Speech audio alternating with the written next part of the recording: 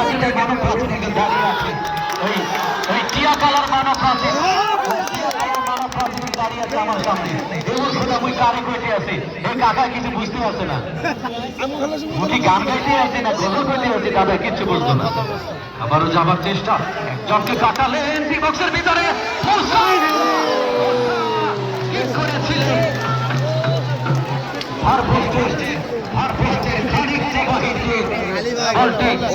সরাসরি মাঠের বাহিরে।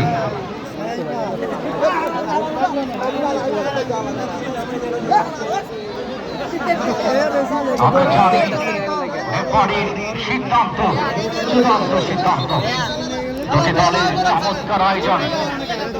তবে মধ্যবাজার খনি ও জননী তারা কিন্তু সফল হয়ে গেল, তারা সাকসেস হয়ে গেল।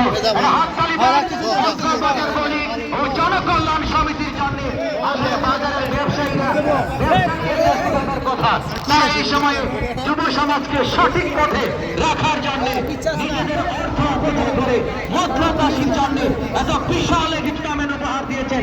সত্যি সময় অনুযায়ী এটি ইতিহাস, এটি গর্বের বিষয়।